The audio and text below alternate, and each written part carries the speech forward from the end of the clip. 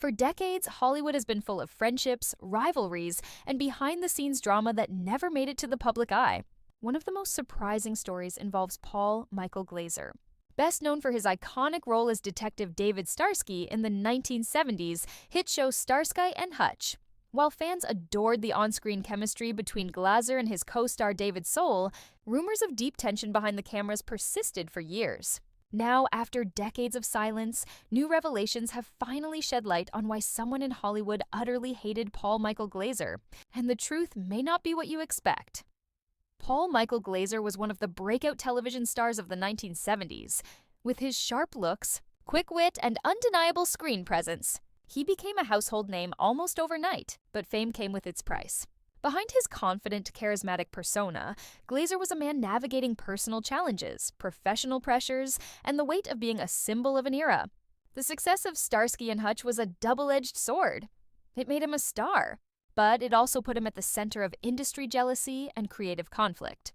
Reports from that time suggest that Glaser was not always easy to work with. He was passionate, demanding, and known for standing up for what he believed was right, both on and off the set.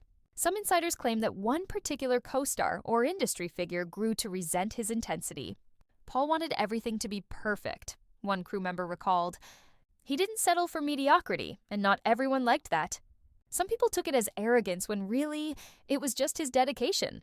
The person who utterly hated Glaser reportedly felt overshadowed and dismissed by his strong personality. There were heated exchanges, creative disagreements, and moments of tension that, over time, evolved into open hostility. For years, fans noticed subtle distance between Glaser and certain colleagues during interviews or public appearances, and now we understand why. But what makes the story even more powerful is how Paul handled the situation. Instead of retaliating or fueling the rumors, he stayed quiet and focused on his work. "I didn't have time for drama," Glaser once said in an interview. When you've been through real pain, the petty stuff just doesn't matter anymore. Those words carry deep meaning, considering the heartbreaking tragedies he faced in his personal life.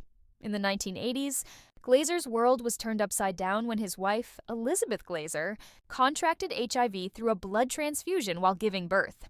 The virus was unknowingly passed to their daughter, Ariel, who later died from AIDS-related complications at the age of 7. His son Jake also tested positive but survived thanks to medical advancements. Rather than retreating from public life, Paul and Elizabeth became advocates, dedicating their lives to HIV/AIDS awareness. Elizabeth founded the Elizabeth Glaser Pediatric AIDS Foundation, which has since saved countless lives. Through this unimaginable pain, Paul Michael Glaser found strength, compassion, and perspective that few could comprehend. Those who once misunderstood him began to see a man shaped by loss, resilience, and empathy. The bitterness and resentment others held toward him seemed trivial compared to the depth of his journey. When asked years later about his Hollywood conflicts, Glaser's response was filled with grace. "People have their reasons for how they feel about you. All I can do is live honestly and keep moving forward." That attitude won him the respect of fans and peers alike. Today, Paul Michael Glaser is remembered not just as an actor, but as a survivor and humanitarian. Whatever grudges or rivalries once existed have long been overshadowed by his legacy of courage and compassion.